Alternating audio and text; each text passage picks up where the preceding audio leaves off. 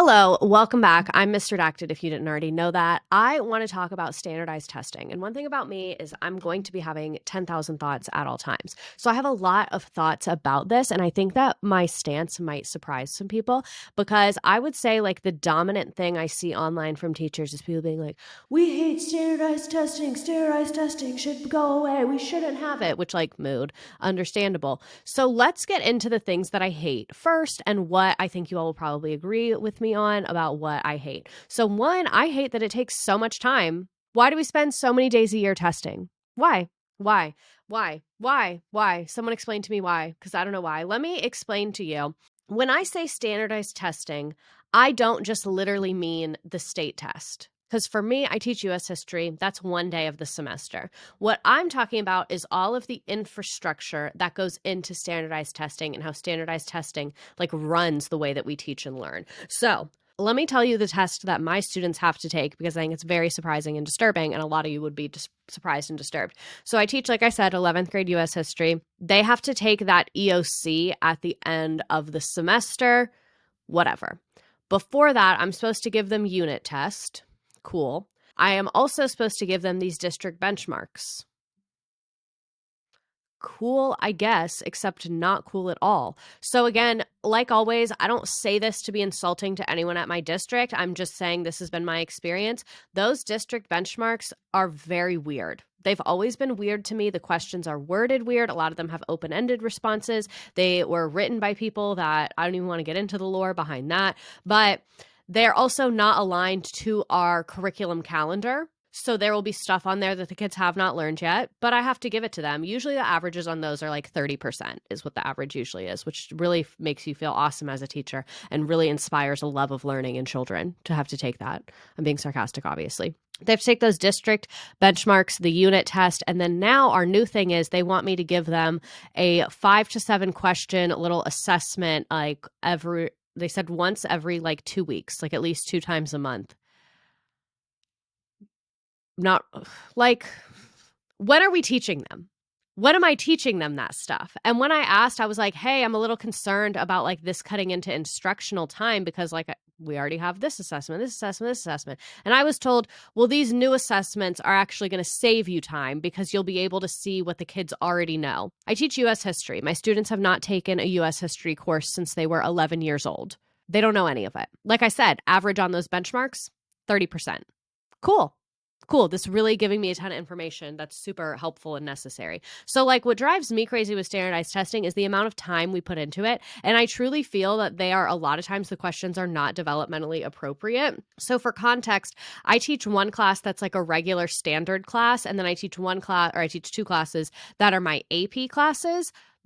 So I get their questions from different sources. So for my AP classes, I take most of their questions from old AP exams because I want them to be exposed to that style of questions. For my regular class, I have a couple places I get questions for. Like I mentioned, the ones from my district are kind of like, I actually literally went like deep into the ether of the internet and found my state released. It was in the resources for parents. It wasn't in the teacher one. It was in the parent one. Tons of practice questions. They're so good. They're so similar to the EOC. So I use a lot of those. So they're very different, but in my opinion, they're just as difficult as each other. Like I think a lot of my AP students, if I gave them questions from my regular ed class, like they would think it was normal, and then vice versa. I think if I gave my regular ed class the AP questions, they would think it's normal because I've noticed there's this weird culture in education of being like the most rigorous and the best and one-upping. And I feel like every governor, every superintendent, every state, every entity that's a leader and has the power to make these decisions, they want to say, oh, well, our kids are doing the most rigorous stuff. They're being challenged academically. They're this, they're that. That rigor and that challenge does not mean anything when the vast majority of your students are performing below grade level. And that's not unique to me and my school. I have seen that in the other district I've worked for. I've seen that in other schools in my county. I've seen that in other schools across America, where the majority of the kids are below grade level. I saw a statistic recently that said like it was like over 50% of 3rd or 4th graders were like not reading on grade level. If it's over half of them, maybe we need to reassess what the grade levels are, because I've seen that we will test small children 8-year-old children on reading passages, comparing and contrasting them, writing essays about what they read, like very rigorous things. So I think like one of my issues with standardized testing was, like I mentioned, the amount of time that it takes. And then my other issue is that I think it really sets kids up to hate school and feel stupid and hate learning. Like, do you know how garbage it feels to sit and take a multiple choice test where you do not know a single answer? To sit there and be like, I literally don't know any of this. And then we wonder why kids come to school and they're emotionally dysregulated, why they're upset, why they're frustrated, why they lash out. I'm not giving children excuses to do those things, but I'm just saying, like, I'm a smart person, so I can connect point A to point B. So, like, those are a lot of the big issues I have with standardized testing. I also think it's a very corrupted financial landscape. A lot of the companies making the test also sell the materials for it. So the worse the kids do, the more materials you have to buy. There's a lot of companies that have a lot of vested interest into children performing horribly on standardized tests. They sell online softwares to schools. These are million and billion dollar industries of the money that gets spent in education. And a lot of the money that gets spent is a total waste, in my opinion. A lot of these online testing platforms are like, I found blatantly incorrect information in them multiple times. And they always joke, they're like, oh, you're such a history teacher. And I'm like, oh, caring about facts? So unique and quirky of me to care about facts. Because let me tell you, so this was a couple years ago. My principal was like, oh, I bought this online software. I want everyone to be using it. And so I start looking through the questions, and they told me, so the social studies stuff was only K through 8, and I teach 11th grade. So I was like, question. And they were like, oh, well, because a lot of our students are below grade level, feel free to give them the middle school material stuff, which I do not have a problem with. I'm not in favor of giving kids work that's like way too hard for them. So like a lot of times I give my students readings that are meant for 6th, 7th, and 8th graders, because a lot of my students are reading at a 5th grade level. So like it's still a challenge to them, and I'm still pushing them forward. But if I give them something that's like college level, it's just going to be super frustrating for them. But anyway, so I was cool with us using lower grade level stuff. Like, that's fine. What I'm not cool with is literal lies about what, in my opinion, are very important things for children to know. So there were a couple little issues I found in there, but I'm just going to tell you about the biggest one that I found. So it was a multiple choice question. It was about westward expansion. And it was like, all of the following were motivations for westward expansion, except. So it had a list of different motivations, and the kids had to figure out which one was wrong. One of them was like economic, one was transportation. Like, they were all correct. Guess what the right answer was for the thing that was not a motivation? It said religion. It said religion was not a motivating factor. Don't piss me off. Literally, like, the way that erases hundreds of years of injustice done to the indigenous people of this country, and the conversion of children into like forced religion, the beating of children in the name of the Bible. And like, look at that painting, American Progress, where it's the lady who's literally drawn as an angel. Like, and then when I brought it up because the salesperson was there, I was like, hey, this is incorrect. And to me, that's not just incorrect in a way that's like, oh, it's missing information, because it's one thing if we exclude information from children. I understand maybe at younger grade levels, you don't give them every single detail, but that is literally wrong. You are teaching children something that is wrong and erasing things that happened, all in the name for boosting standardized test scores. Because all of those ads on that platform talk about student growth and standardized test and this and that. You don't want to talk about the fact that it's literally wrong, that you literally have incorrect information in there. No one wants to bring that up. No one wants to talk about that. So yeah, those are my main big issues with standardized testing as a U.S. history teacher. Takes so much time that we could be focused on other things like improving kids' reading skills, writing skills, pushing them creatively, teaching them life skills. Takes tons and tons and tons of time. I think that a lot of the questions are not developmentally appropriate for children. I think a lot of the people making these decisions and writing these questions don't actually know the content, which is very, very, very disturbing. And I think that it makes kids hate school. And like, to administer those standardized tests, I'm bored. I'm bored in there. I'll say that right now. I am bored. I'm bored. So I can understand why the kids taking the test are bored too. So now that's the things that I think we kind of all are going to agree on. Now we're going to kind of get into things where like maybe you think I'm a villain. That's honestly fine with me. I know a lot of people get like ruffled when I say this. I don't think we should get rid of standardized testing. this is where you guys are not going to like me. So a lot of teachers in this country are very bad at their jobs, which is not surprising. And a lot of times, not their fault. A lot of teachers have had no training. A lot of teachers are extremely stressed financially and don't feel like they can really manage their life, take care of their own children on the pay that they are given because the pay is so low. And then conversely to that, when you give people low wages and treat them like crap, smart, talented people leave. I know that because I did it. I was stupid enough to come back, not really sure what happened there. But like when smart, talented people see, oh, I'm not being valued and I could make twice as much money doing something else, they're going to leave. So then the people that are in those positions a lot of times are stuck there. Maybe they don't have the technical training to go to another field, whatever it may be. I'm trying to explain this with as little judgment as possible because I truly don't judge someone for not being like a rock star teacher because it's a hard job. You don't get paid enough. You don't get the resources you need. Like I know that I am so privileged to run my classroom the way I do because I have hundreds of thousands of people online who support me. That's why I have papers to do projects. That's why I have all these online subscriptions to all these services because companies reach out to me. So I'm not saying this to make like a judgment call on those people. I think a lot of them are very great people. I think they care about their students. I think that they do great in the community. But I think a lot of times, and this is just speaking on what I've seen at multiple schools and what people have written into me, like for Teacher Quit Talk and stuff, a lot of people are not giving good instruction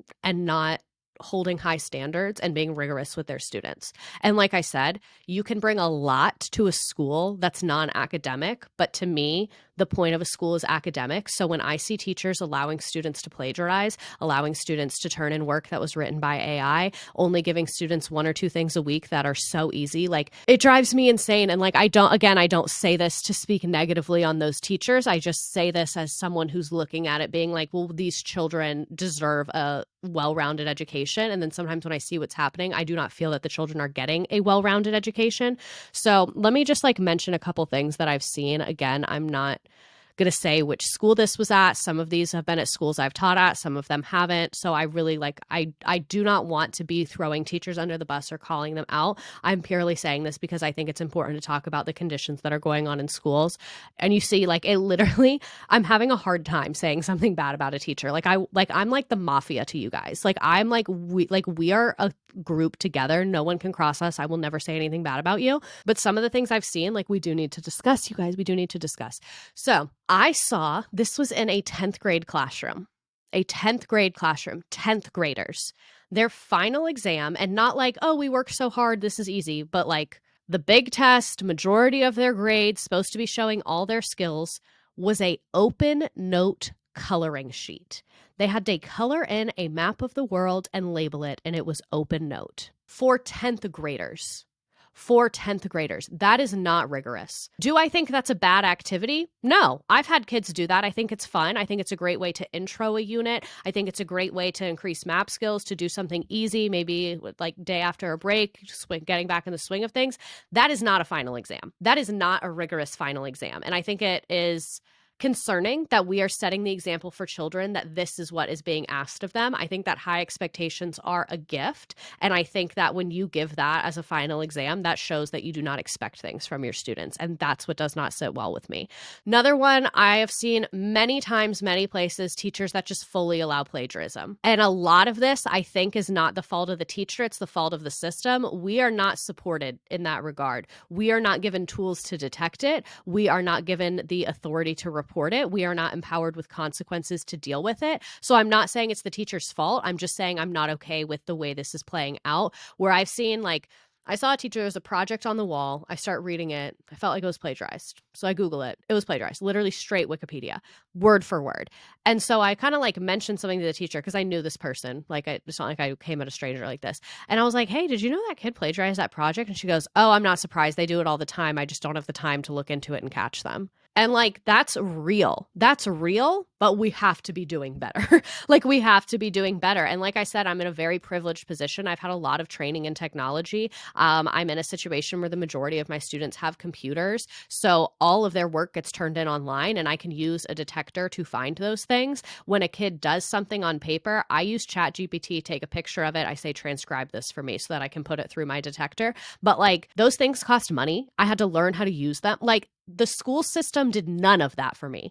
That was me. I did that. And you can't expect everyone to do that, especially when you pay them literally poverty wages. Another disturbing thing that I saw was a project. So this was a unit project, where a unit project, for those outside of education or that just don't view it this way, some instructors will be like, instead of me teaching you this unit, you're going to do a project about the unit. I don't love that, but I don't hate it. I've seen this be done well, where the kids get lots of resources. There's clear expectations. They have multiple deadlines. So like phase 1, what topic are you picking? What format are you picking? Phase 2, let me see your draft. Let me get I've seen it done well. This situation I felt was not done well. So it was a unit project. I can't remember what the unit was, but it was like a social studies elective class, I think. So it was a unit project, and the whole project was, and I quote, create a podcast. No rubric, no source material other than, oh, you can use our textbook. And then I asked this person, I was like, oh, how do you have your class do that podcast assignment? That seems kind of cool. Because I was thinking well, that is kind of cool to have kids make a podcast. I was like, do you have them record it? Because I didn't say this in the conversation, but I have a podcast. I know it's a lot of work. There's a software involved, there's cameras involved. I assumed they had some version of how the kids were going to do it, record it on their phones or whatever. I said, oh, how do you do that? Do they just email you a file? I was purely asking logistics. This person looks at me in my face and goes, oh, I don't really have a plan. Some of them will just write it out on paper. Some of them will just tell me what they talked about in their podcast. That's a unit project. And I'm not even talking as a teacher anymore. I'm talking as a taxpayer and a citizen of this country. I want kids doing more rigorous work than that. I think that we're setting very low expectations for children a lot of times. So to circle back to standardized testing, this is why I'm not 100% against standardized testing, because we do need to have standards. We do need to have some kind of measurement of what's going on in our schools. Do I think the way we do standardized testing now is effective, works, is telling us what we need to know? Not at all. Not at all. Like I said, I think standardized testing now is a money grab and a waste of time and makes kids hate schools. But I think we've created this really false dichotomy of we hate standardized testing, so we have to get rid of it.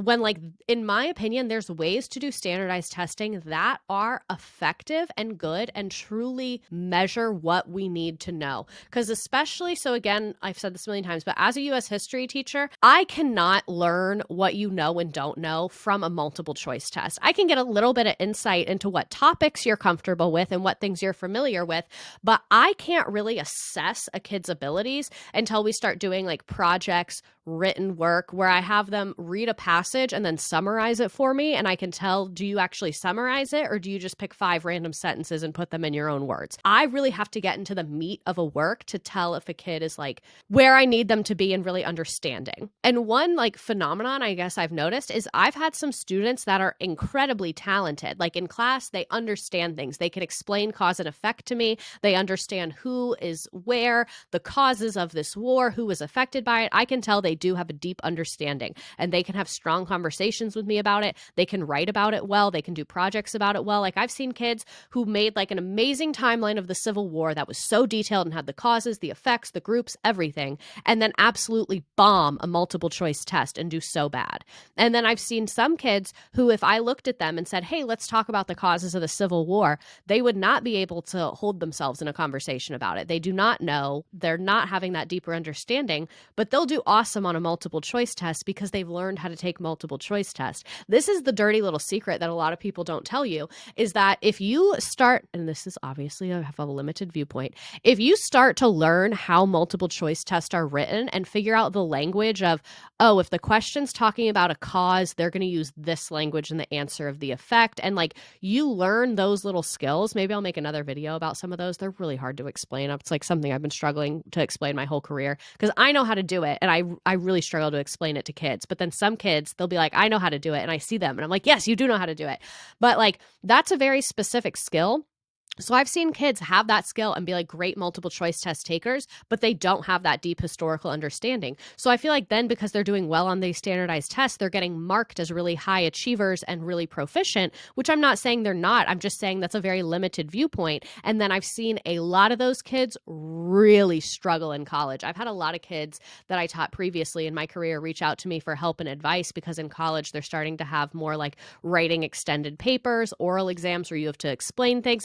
And that transition is extremely, extremely, extremely, extremely difficult for them. And then conversely, I've had some kids who never passed a multiple choice test in my class, but then went on to thrive in other areas where they were being measured in other ways. So I think, like I said, the way we do standardized testing sucks and is like just not effective at all. But I don't think that means we should get rid of it. So if I was in charge of the universe, how would I do standardized testing? Have I thought all this out in terms of like finances and budget and logistics? No, we'll figure it out. The government they've literally been to the moon. That's the one thing that really pisses me off is when I'm talking about things I wish we could do in education and people are like, well, because of this law and we don't have the fun. I'm like, we've been to the moon. We can figure it out. Like if there's a will, there's a way. We change laws all the time. You're going to tell me because of this law, we can't do that? We used to be part of Britain. We can do whatever we want. I feel like people forget that. So this is what I think we should do for standardized testing. And to me, it's not even standardized testing, because to me, the most effective way to do a standardized test is when the kid does not know they're taking it. Because again, when you do one test on one day, that is giving you a very limited viewpoint into that child. So I think we should do portfolio review a couple times throughout a kid's educational career, K through 12. I think the portfolio should be reviewed by other subject area teachers of that grade level from other schools or other counties. So like I said, I don't have the budget for this. I don't know how it's going to work. But to me, a lot of people hate the College Board. I know. But as a teacher, the way they do their grading and their content, I really love and has been like, I've learned so much from teaching an AP class. This is my second year teaching an AP class. And the way that they structured everything, again, not perfect, best I've ever seen. So like the AP exam, I teach AP US History. It has multiple choice, short answer questions, a long essay, and then a document-based essay. So like one of the essays, they just have to write it. The other one, they get sources on it. And is it perfect? No. But I think it does measure lots of areas of skill. And I think that it's the best, most well-rounded standardized test I have ever come across in my 5 years of teaching. And I feel really comfortable saying that. Those AP exams get graded by a group of people. I'm sure I'm not explaining this perfectly. They've changed it a fair amount of times, but basically you can apply to be like a grader, and then you go to like this conference and they give you random kids stuff from other states. And then like let's say I'm a grader, I grade it, someone else grades it. If we give them the same score, cool, that's their score. If we disagree, it goes to another person. Like they do it not as a committee, but there's like multiple people to ensure that like we're being ethical and it's being done in like a standardized, fair way. So in my opinion, we should do standardized testing kind of that way, but instead of it being like a one-time exam where they sit and do all the work at once, I think it should just be a collection of some of their best work from throughout the year that their teacher gets to submit for them, or maybe the kid and their parents do. Because like you also have to think about, this is the thing people never think about. Some teachers are mean. Like, sorry for saying that, but some teachers are petty and mean and would purposely submit a kid's bad work because they don't like them. And I know that's uncomfortable to hear me say, but if we're going to be I say we're like I'm elected to something. If we're going to be talking about major decisions in education, that's stuff you have to account for, is people being immature haters. It's easy to think, and not to be like, oh, I'm so perfect, go me. But like, it's easy to think other teachers are like me, that they take it seriously. They want to be fair. They want to be equitable. They care a lot. But we don't pay teachers enough for that. You get what you pay for, and we don't pay teachers enough to be that way. So a lot of them aren't that way. So we have to be mindful of that when we make these systems to ensure we're being as equitable and fair as possible. So maybe the kids, the teacher, the parents, someone, they submit like 3 or 4 of the kids' best works from that year. And I think this should be done in kindergarten, because I think kindergarten is the best time to hold someone back. And I think in kindergarten, it should really, really be focused on like social emotional learning and literacy. I don't think like in kindergarten, we need to be doing a ton of like, oh, they're math times tables. Like I think if they're really struggling, we can look at that. But I think in kindergarten, the biggest things that they're supposed to learn that the government has completely screwed up is like how to work with other kids, starting to get comfortable with reading and phonics and those things. So maybe in kindergarten, they do like an evaluation session where they have to read for someone, something like that. So I think the portfolio should be in kindergarten, in 3rd grade, in 8th grade, and then in 11th grade to determine if you graduate. The only reason I don't say to do it in 12th grade is because I think if like kids need to do a resubmit or make alterations or they don't pass, they should get some wiggle room to do that. And then obviously to graduate, you should still need all your credits, but that should be like your graduation exam. The state that I live in does not have a graduation exam, but lots of states do. And I think it would be more ethical to do a graduation portfolio submission. So maybe you have to submit one piece of work from like, how should I do that? I say this like I'm literally in charge. So like you have 4 core subject areas. Maybe you have to submit 2 pieces of work for each subject area. So like if you did bad in 9th grade, whatever, if you have good stuff from 10th and 11th grade, cool. Like we'll give you 1 freebie. So 2 pieces of work for each subject area, and it has to be like a good piece of work, like an essay or a project, something a little heftier. And then 3 pieces of work from any elective classes. So like 1 each year. And then those can go to some kind of, like I mentioned how they do it at the AP, where like 2 people grade it. And if they agree, they're good. If they disagree, a third person comes in. Something like that determines if you are eligible for graduation. I think that's very ethical, because if I was a grader and I'm seeing that you are 17 years old and you are reading and writing on a 2nd grade level, I don't feel you should be eligible for graduation. Not because anything's wrong with you, but because you need more time to develop these skills. And then conversely, I think it would make kids take their class stuff more seriously, because they know I have to be collecting these things throughout the years. And then it would also teach them a very valuable life skill of like long-term projects and the agency of having to keep track of your things. And like I said, the logistics of this would be hard. This would be expensive. This would take a lot of staff members. You would have to have multiple staff members at each school just to facilitate this. It shouldn't all go on teachers. But like, yeah, that's what I want. I want every kid to get an advisor, and their advisor's job is to help them make sure they're on track for graduation and be collecting their artifacts throughout the year. And it's the advisor's job, not the teachers, so that we can make sure that everyone's being fair and all those things. Like I mentioned, some people are weird and petty. So I think that would make a lot more sense. And like I said, I think the 11th grade one should be determined for graduation. If you don't pass, you still have 12th grade to add in those artifacts and finish things off. I think the 8th grade one should be like promotion to high school. Like if you're not there, you have to stay in middle school. And then, like I said, maybe a 3rd grade one just to like have a measure, because I don't like having a kindergarten one and an 8th grade one. Maybe 3rd and 5th. But I think a portfolio submission, like I said, even though it would be super expensive and a huge pain for everyone involved, I think it would just be much more encompassing. And I think it would solve a lot of the problems in education, because I've also seen so many kids, and this is also me on my soapbox about standardized testing.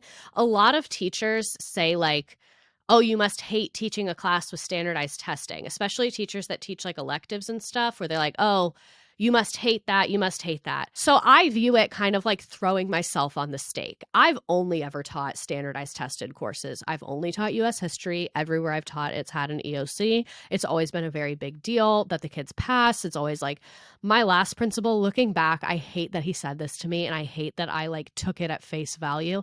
He said, our school is on your shoulders for your EOC scores, because the other subject areas were doing so poorly. This was in COVID times. And I think it's easier to teach history via Zoom than it is English. I'll just say that. And like, he should not have put that on me. And I took it on me. Like I'll own my part in that. But what I will say, I kind of like teaching the standardized test, because it's a good way to like throw myself on the stake and be like, see, my life is so hard. You have to do everything I want. So like, yes, it sucks. Yes, it sucks to have to give all those district assessments. Yes, it sucks to have to do the data talks, to be in these meetings, to have all this pressure on you. But it's also nice because a lot of times I get priority for stuff. So like if I want the laptops and it's between me and an elective class, they usually give it to me. And then same thing, like with the kids, it gives me a villain. So like whenever I give them rigorous work, they get upset. Naturally, they don't like doing difficult things. Neither do I. But because we have that standardized test, I can be like, I know, I'm so sorry I'm making you do this, but it's really going to help for your standardized test. I'm so sorry. I know it's boring, but it's really going to help you for your standardized test. Like it's nice to kind of like put the blame on the government and be like, oh, it's not me. Where I think if I taught a class that didn't have a test, I would be much more of a pushover, because the kids would be like, why do we have to do this? And I'd be like, yeah, why do we have to do this? And then we would just like watch TV. Obviously, I'm joking about that. But it is nice. Like I am the type of person that really thrives on structure. I like knowing my expectations. I like structure. I like to be told like, these are your units. These are your standards. It makes me feel empowered to do a good job when I feel like I have clear expectations. And I've noticed in classes that don't have standardized tests, the teachers don't get clear expectations, which I think is a blessing and a curse. I think it's a blessing because you get to be really creative and kind of like do fun things and like teach stuff that you think the kids really need to know that might be really engaging for them, where like I'm very limited because I have so much to teach in a short amount of time and I'm told like the pacing of it and everything. But it's kind of nice to have that structure and be able to have something to follow. I think especially when I was a new teacher, I needed that because like, yeah, it was very much like baptism by fire to just be thrown in at literally 21 years old, a sociology degree, $12 in a dream, was given my classroom keys and they said, good luck. So to have like, this is exactly what they need to know. This is the timing you should do it, like was a very hard to meet those impossible expectations, but it has made me very tough and very good at what I do. Like if you hand me standards, I know how to unpack them. I know how to make a good unit design. If you show me a standardized test, I know how to make kids pass it. That's one thing. Like I don't talk about this a ton online, but every semester or every class I've taught, they have shown growth. Every single one. And I think that is me. Like, and when I say they've shown growth, I mean like the individual kid has grown. On average, the test scores go up throughout the time that I'm teaching them. And again, I give them hard questions from old exams. So like I'm taking weight with that. Like you got better. These scores went up. That's something to be proud of. So like on average, the individual students get better, but then the school's also gotten better from year to year. So I just got the scores from this last semester. They're better than the semester I had before, which was better than the semester I had before. At my old school, I brought our scores up 45%. Me being thrown in this environment, like I took the challenge and ran with it, and I'm very good at it. And I think now I could apply that to a non-standardized test area. But I have noticed that teachers who have never taught with a standardized test, a lot of times their classrooms, in my opinion, are really lacking that rigor. And again, I don't say that to speak negatively of them. I think just like different people have different skills. There's tons of skills in education that I don't have. If you asked me to throw a fundraiser or a dance, I would not be able to do that. But I know how to make a rigorous classroom. I can tell you that. So like I said, I have so many thoughts and feelings about standardized testing. I've been talking for over 30 minutes, but I could easily keep going. I think we do them terribly. They're a waste of time and money. They don't tell us anything, but they do have a place in education. And I think that they have kind of tortured me into becoming the skilled educator that I am today. And I think that, like I said, a portfolio system would be the way to go. Maybe one day if I become the dictator of the United States, I will implement that policy.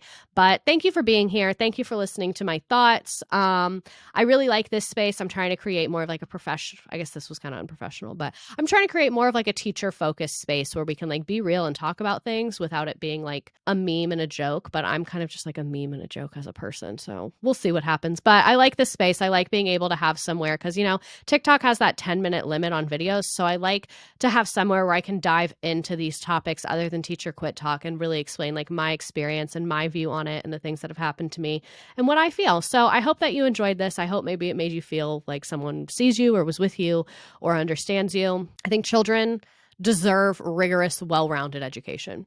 And I think that saying, oh, let's get rid of standardized testing is very easy. It's a very easy thing to say, down with the man. It's just these, that's easy.